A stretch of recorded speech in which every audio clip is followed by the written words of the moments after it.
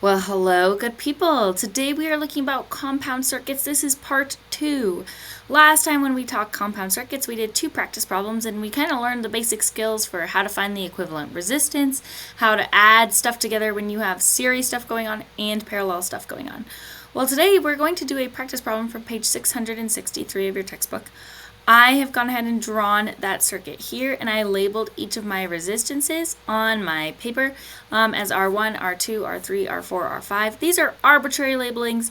All that it gave you was the resistances, so you could call them whatever you want. You could call them A, B, C, D, E if you wanted to. You could also name them in different order. This could be 1, 2, 3, 4, 5 if you wanted to go that way.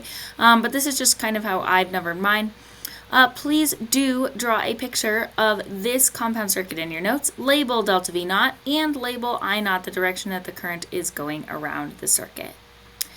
Now, before we talk about this circuit, we are actually going to talk about one quick concept today, and that is Kirchhoff's laws.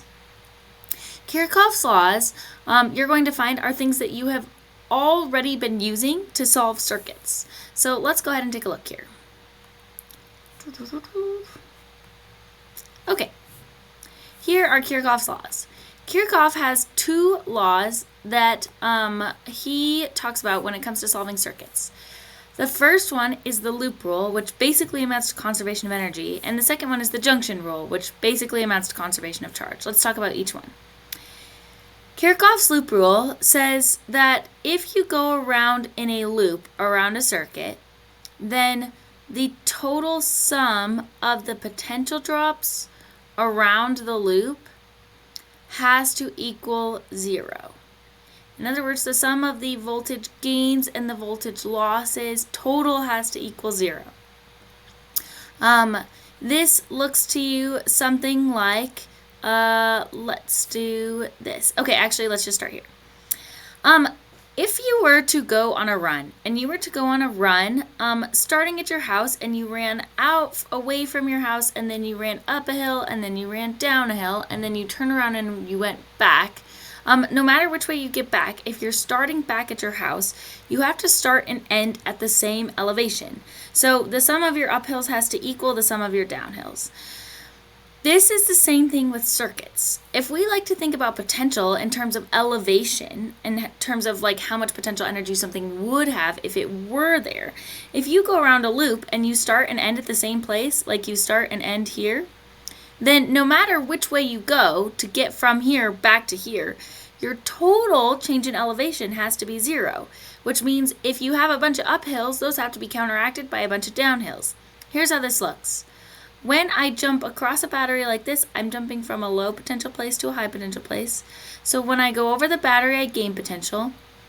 Then when I jump across a resistor here, I lose potential. I go from a high potential place to a low potential place. Then when I jump the next resistor, I lose potential again. Then when I do the next jump, I lose potential again. And I come back at the same elevation that I started with. My total change in potential is 0. You say, Ms. Wilson, I actually already know about this because I know that in a series circuit, delta V naught equals delta V1 plus delta V2 plus delta V3, and so on and so forth. That as I go in a loop around a series circuit, I'm constantly adding together the voltages, and those voltage losses that I have from each resistor will equal the total voltage gain of the battery. This is Kirchhoff's loop rule, and it basically amounts to conservation of energy. Let me just add a little bit there. Because potential really does represent energy. If you're thinking about like elevation and how that's like a representation of how much potential energy you would have if you were there. Same thing with electric potential here. It's how much energy you would have if you were there. And so if you go in a whole circle and you start and end at the same place, you can't end with more energy than you started with at the starting line. And you can't end with less energy than you started with at the starting line because you're starting and ending at the starting line. You start and end at the same place. That's Kirchhoff's loop rule. Let's talk Kirchhoff's junction rule. Kirchhoff's junction rule essentially amounts to conservation of charge. Here's what conservation of charge says. Conservation of charge is all about current. It says that the current into a certain junction, like this one here, I'll call this junction A, The current into junction A has to equal the current out of junction A. In other words, if you got 5 electrons per second flowing in, you got to have 5 electrons per second flowing out. If you had 5 electrons per second flowing into A, to point A, and you had 3 electrons per second flowing out of point A, you would say, wait a second, where did those 2 electrons go? Electrons can't pop in and out of existence, charge can't pop in and out of existence. So if you had 2 electrons left, 2 electrons missing over here, you would say, where did those go? In the same way, if I had 5 electrons per second coming into point A, and I had 2 electrons per second coming out the other side, or sorry, if I had 7 electrons per second coming out the other side, you would say, where did those extra 2 come from? Charge can't just pop into and out of existence. The current coming in to point A has to equal the current coming out. However, the current coming out of point A is going to split and go 2 different directions. Part of it's going to go through R2, and part of it's going to go through R5, like this. So here's what we get. We say that the total current, I'm going to do it this way, the sum of the currents into a certain junction has to equal the sum of the currents on the way out. You already know this rule because we have talked about this with parallel circuits. We've said that in parallel, I0 is equal to I1 plus I2 plus I3, and so on and so forth for as many resistors as there are in parallel. This is because of the junction rule. The current coming into point A has to equal the current coming out. The current coming out might split, but these two added together have to equal the current coming in. You'll notice that we've been using the loop rule and the junction rule this whole time. We just didn't really know them by those names, but those are Kirchhoff's laws. And now let's take a look and see if we can't solve this circuit here. I am going to go ahead and add a new layer. Check this out, team. Here we go. Okay, take a look at page. I'm going to go, should we go, I kind of want to go pink here. Wow, I'm crazy. Okay, take a look at page 663. It shows you this picture of this circuit in figure 19, and it says part 1 is find the equivalent resistance of the complex circuit shown in figure 19. Let's go ahead and try it. We're going to find the equivalent resistance here. Now, when we're finding the equivalent resistance, what I like to do first is I like to kind of simplify down these resistors and squish them down to make like one little bundle. So here's what I'm looking at here. I got to think in terms of paths. I'm thinking the current is heading this way. It all goes through R1. Then it gets to here and it has to make a choice. It has to either go through R5 or go through 2 and 3. Gets back here, the current from R5 and the current from R2 and 3 join up right here, and all the current goes back through R4. When I'm finding the equivalent resistance, the first thing that I like to do is I like to start with the most complex parts of the circuit, kind of try to bundle them together, and then see if I can't simplify things down a little bit. So here's what I'm seeing right here. I'm seeing that this little circuit right here, or I should say these 2 resistors right here, that looks a little bit complex to me, and I feel like I could simplify this down a little bit. To me, it looks like these 2 resistors are together in series with each other because they're along the same path, but they're in parallel with everybody else. What I'm going to do is I'm going to condense down this bundle. So I'm going to bundle these 2 together, this R2 and this R3. I'm going to simplify it and write down one expression that represents the total resistance of both resistors. Here's how I'm going to do it. I'm going to say that R2 and R3 are together in series with each other. Now I have simplified down R2 and R3. It's kind of as if I have a new circuit that looks kind of like this. It's kind of as if I've just made a new circuit, and I'm going to draw this like small on opposite side, and then I'll erase it. Oh gosh. It's kind of like I've made a new circuit that looks kind of something like this. I have a resistor here. I have a resistor here.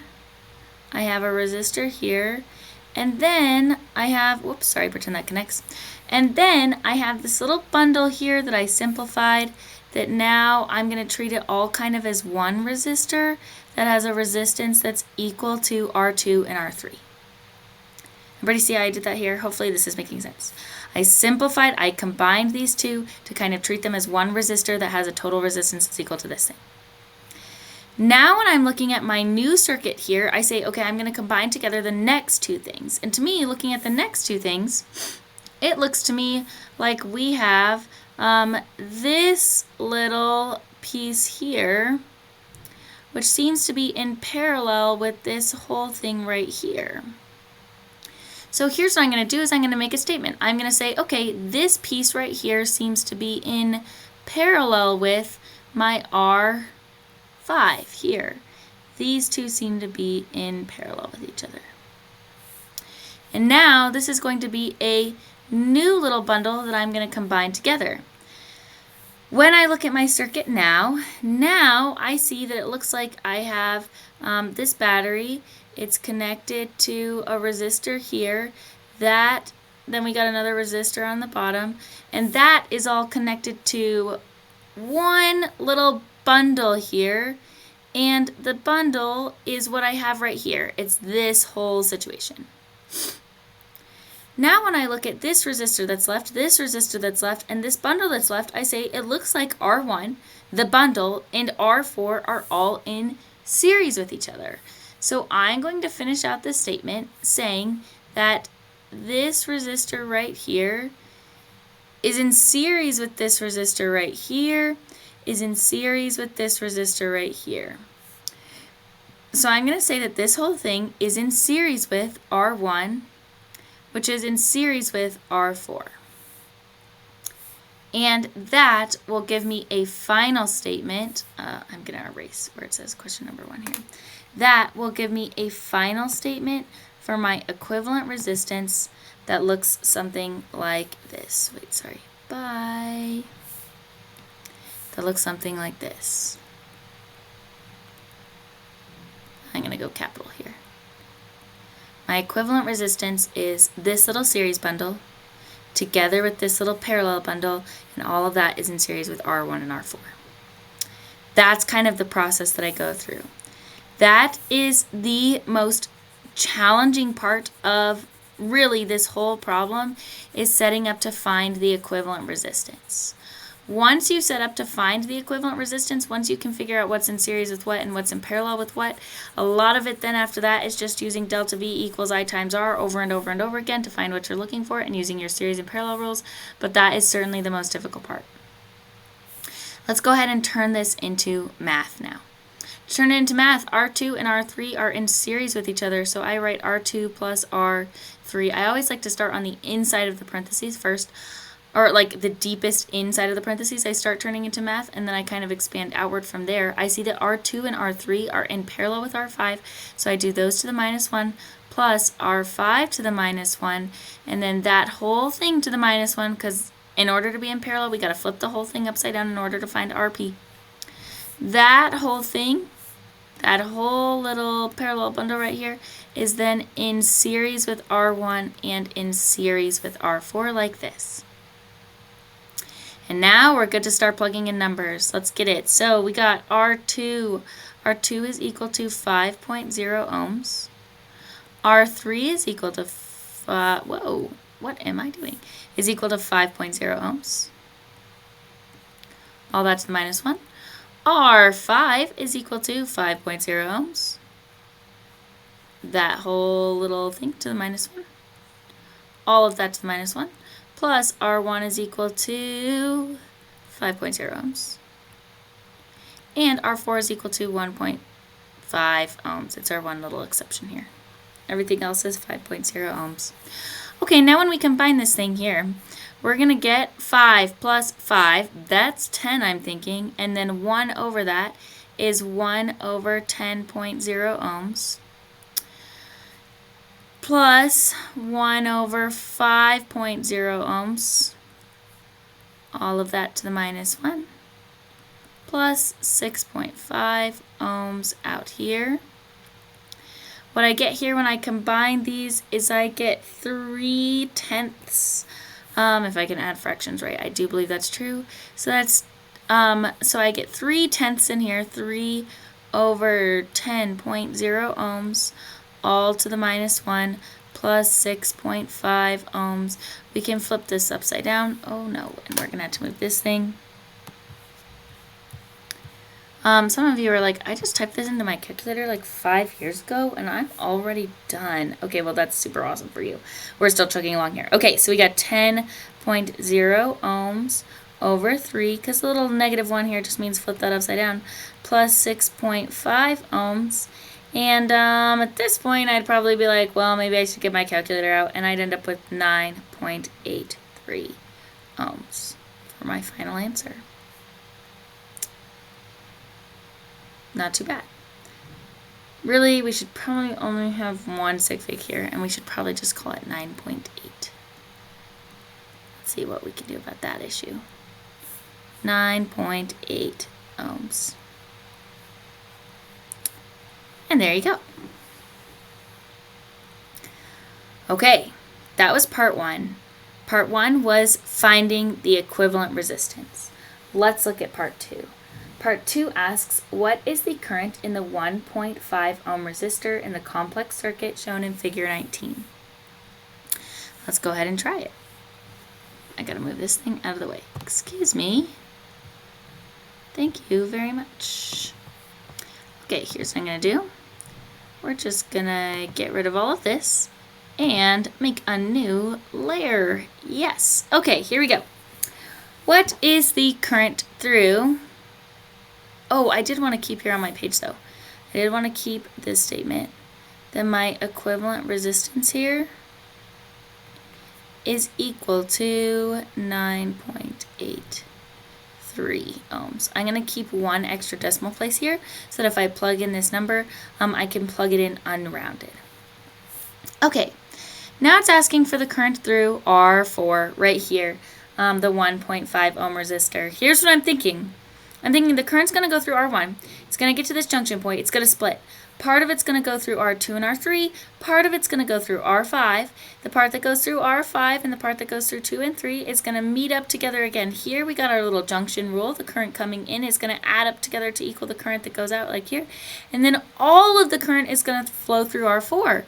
So here's my thought process. I'm saying, okay, that says to me that I4 is equal to I naught, because all of the current is going to go through R4. That means all I have to do is find I naught, and I have I4. Well, we know that one way to find I naught is to say that I naught is equal to our total potential difference divided by our total equivalent resistance. We were already given our total potential difference. It's 15.0 volts. And we know our total equivalent resistance because we just found it. It's 9.83 ohms. Plug that into your calculator and you should get 1.8 amps when we account for good sig figs, because really this thing only has 2 sig figs there. And there we go. We found I4. Let's check out the next part. Next part asks, what is the potential difference across the 1.5 ohm resistor in the circuit shown in figure 19? Okay, I think we can do it. Delta V4 is going to equal I4 times R4. Well, I4 is equal to 1.8 amps. And R4 we know is equal to 1.5 ohms. Plug that into your calculator and you get 2.75 volts, which really we should just leave as 2.8 for our sig figs here. Oh, I almost forgot my units. Okay. And there you go. We are making great progress. We have found here a few things. We found the equivalent resistance, we found I naught, we found I4, and we found delta V4. Let's see if we can't go ahead and solve the whole rest of this circuit, finding the rest of the currents and the rest of the potential differences across the whole circuit. Let's go ahead and try it. Let me get things cleared out here. Okay, that looks pretty good. Oh, whoops. That looks pretty good. I've written, you can see here, I've written some of our like significant numbers down. So we have the current through 4, the potential difference for 4, and I put my equivalent resistance up here. Okay, let's move this out of the way here.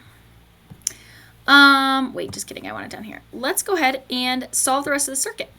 The next thing, when I'm looking at this circuit, the next thing that looks the easiest to find to me is going to be not R2 and R3 because they're in this branch together, not R5. I'm thinking R1 is going to be the easiest to find because I'm imagining that the current is going to go through R1. When it gets to here, it's going to split up. Part of it's going to go through R2 and R3.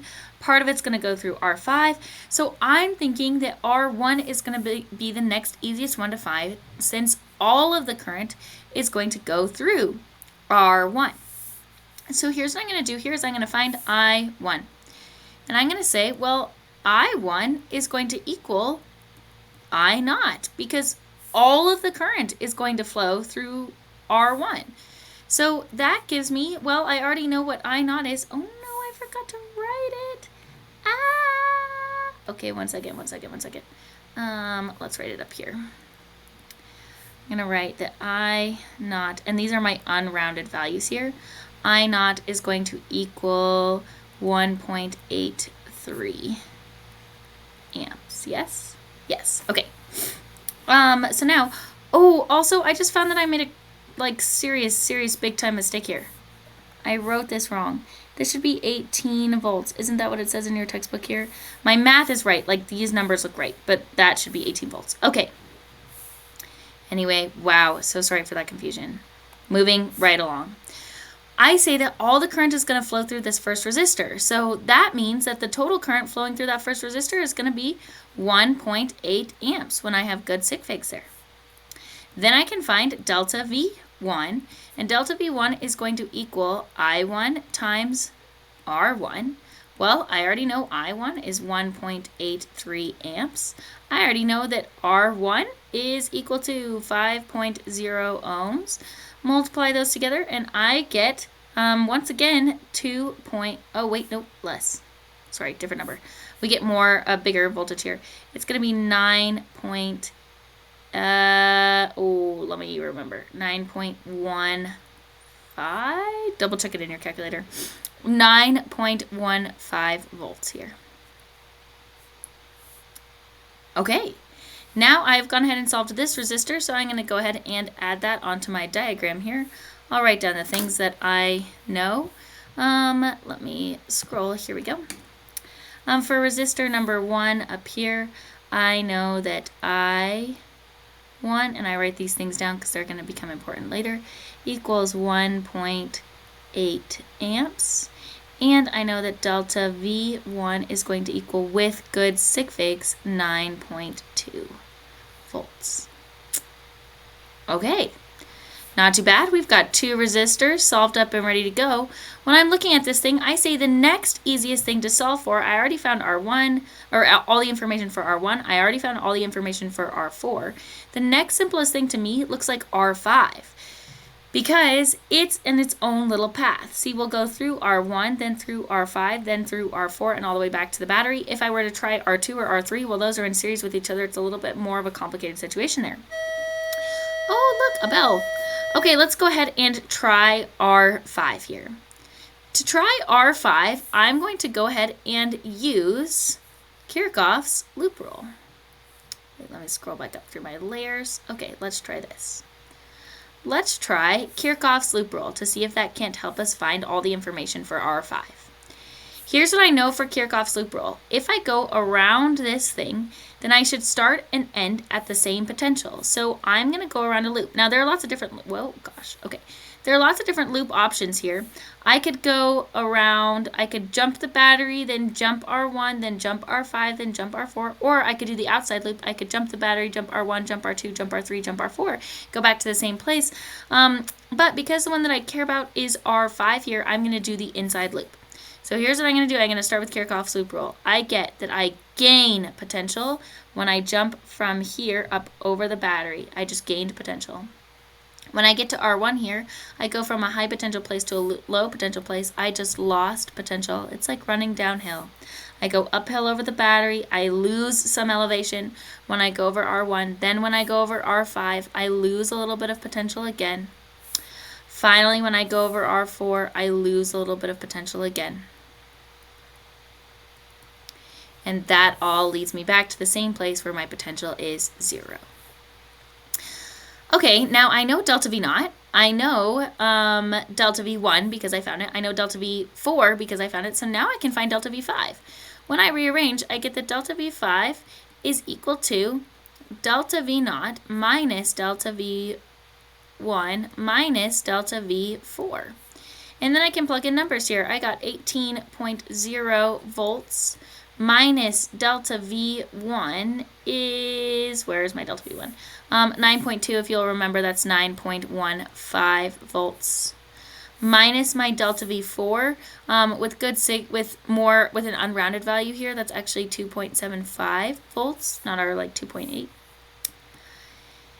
If you plug that into your calculator, or you could probably do this one in your head, you're going to get 6.10 volts unrounded, or our rounded value here is 6.1 volts. That gives me a delta V5. Next easiest thing to find is going to be I5. I5 is going to equal delta V5 divided by R5. Well, I already know that delta V5 is equal to, and I have to slide this thing over, excuse me, over here is a great place for you. Okay. I know that I5 is equal to, okay, over here. I know, wait, undo. Okay. I know that I5 is going to equal my delta V5, which is 6.10 volts. I plug in unrounded, divided by my R5, 5.0 ohms.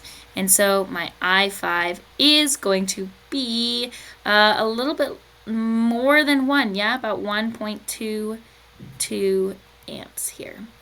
Or that's our unrounded value. Our rounded value is 1.2 amps. And there you go. Let's go ahead and add this information onto our diagram here.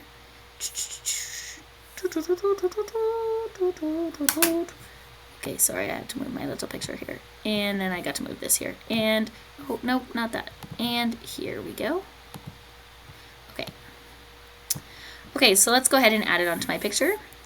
Here we're looking at 5, so I'm going to write this down here. My delta V5 we found is equal to 6.1 volts, and my I5 is equal to 1.22 amps right there. And once again, I forgot to fix my little battery, or I tried to fix my little battery thing here, but it didn't work. Okay, and there we go. Now, all that's left to do is R2 and R3. And I'm pretty sure we can knock this out pretty quick here. Let's go ahead and try it.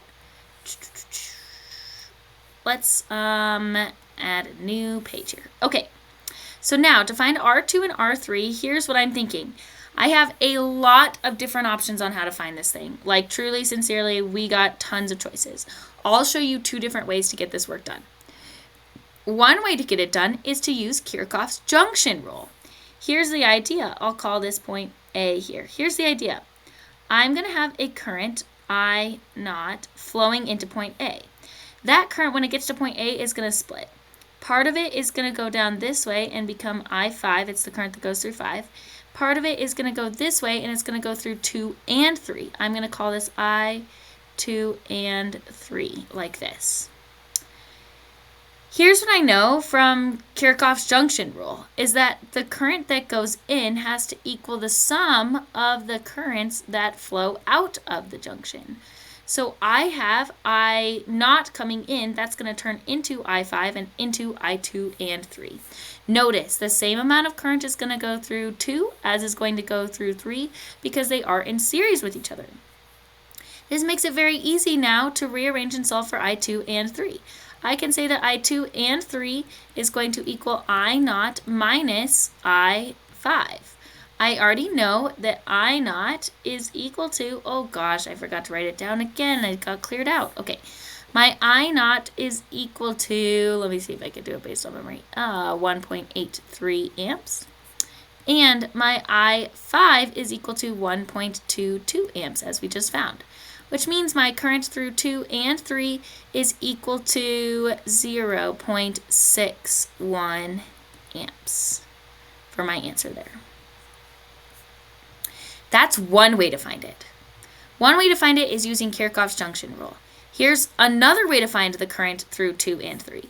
Another way to find the current through 2 and 3 is to say, okay, well, the current that goes through both 2 and 3 is going to equal the potential drop for 2 and 3 divided by the resistance of 2 and 3. Wouldn't that be true? Ohm's law here. The potential drop across 2 and 3, now this isn't giving me the individual potential drops, but I'm saying the potential drop across the whole branch is going to equal my potential drop across R5, delta V5, because R5 and R2 and 3 are in parallel with each other. So I know that my delta V for 2 and 3 together is going to equal my delta V5 all over my total resistance. My total resistance here is going to equal R2 plus R3 since they are in series with each other. Now I can plug in numbers here. And here's what I got. My delta V5 is equal to 6.10 volts. My R2 is equal to 5.0 ohms. My R3 is also equal to 5.0 ohms. Hey, check it out. That turns out to be 6.1 divided by 10. And so that gives me 0.61 amps. So those are two ways to solve for that, to solve for the current through 2 and 3. There's another way to solve for the current through 2 and 3, and here's the other way. Do you see how I have twice as much resistance for the current that's going to go through 2 and 3? Because I have resistance 2 and I have resistance 3, which add together to make 10. Meanwhile, the current I5 only has to go through 5 ohms worth of resistance. This means that I'm going to get twice as much current flowing through I5 as through the current through resistors 2 and 3. Now, this isn't always a rule, but it is a rule in this case. Since the resistance over here is double this resistance, you're going to have half as much current flowing through here and double the amount of current flowing through here. So then I could just say that I2 and 3 is equal to I5 divided by 2, which if I5 is equal to 1.22 amps, then I for 2 and 3 is going to equal 0.61 amps. So there are 3 different ways to find the current there. Whew, that gives you a lot of different strategies to find the current. You should always choose one that works for you. Choose the one that feels easiest in your brain. The next easiest thing to find is going to be to find delta V2 and delta V3.